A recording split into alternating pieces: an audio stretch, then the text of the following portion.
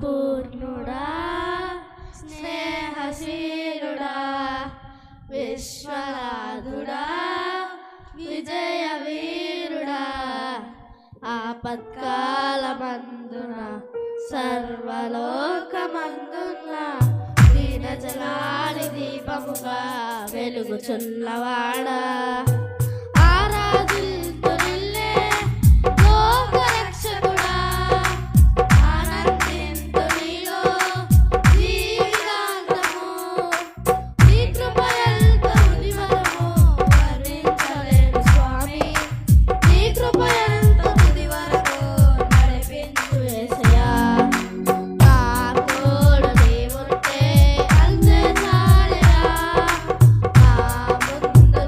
ఉంటే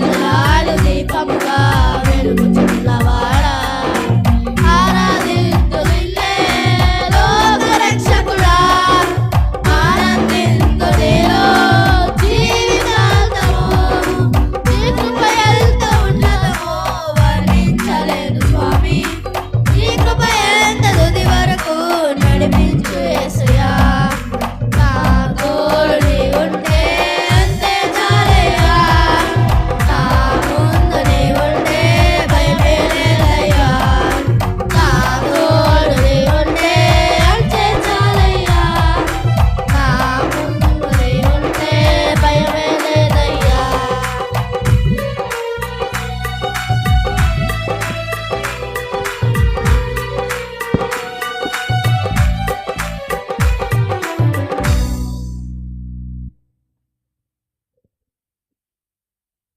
వీళ్ళు దేవుని కొరకున్న లిటిల్ ఛాంప్స్ కదా, చిన్న చిన్న వాయిస్లతో చక్కగా దేవుణ్ణి మహింపరుస్తున్నారు. మంచిది.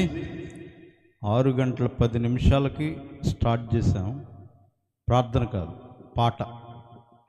ఆ పాటతో ప్రారంభమైన ఈ కార్యక్రమం 8 గంటల వరకు చక్కగా ఇప్పటి వరకు కొనసాగుతుంది. దేవునికి స్తోత్రం. హల్లెలూయా.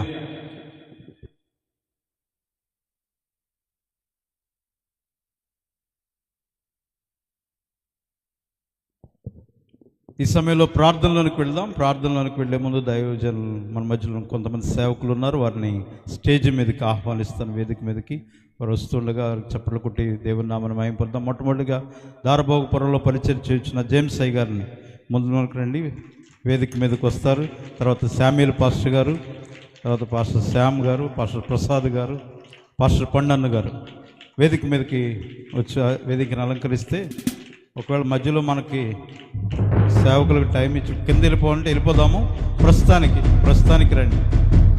మళ్ళీ వెళ్ళిపోదురు కానీ నేను కూడా ఉన్నాం, నాకు ఉండబుద్ధిగా అట్లా పైకి రండి.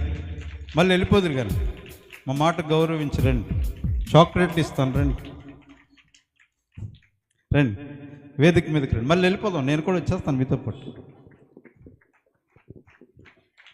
దేవునికి స్తోత్రం. హల్లెలూయా. ఎంతవరకు ఈ రెండింటిని ఖాళీగా ఉంచుతాం, నింపాలి కదా. వాళ్ళని ఊరినే పిలవలేదు నేను. ఇప్పుడు మన కొరకు ప్రత్యేకించి చిన్న చిన్న ప్రార్థనలు చేసి ప్రార్థనలో మనల్ని బలపరుస్తారు. ఆ తర్వాత స్తుతి ఆరాధనలకు వెళ్తాం. స్వామి గారు వచ్చేస్తే కనుక వారికి సమయాన్ని ఇచ్చేస్తాం.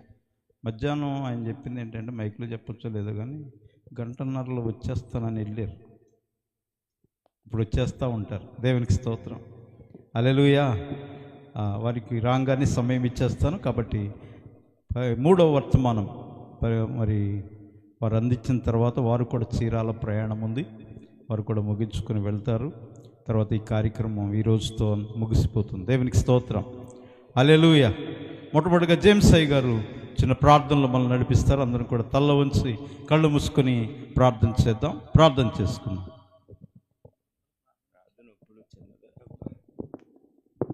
ప్రార్థన చేసుకుందాం. పరిశుద్ధుడైన తండ్రి, దేవానికి వందనాలు. ఈ కార్యములు ఘనమైనవి. ఘనమైన దేవుడువు, శక్తిమంతుడువు, సర్వోన్నతుడువు, సర్వాధికారువు.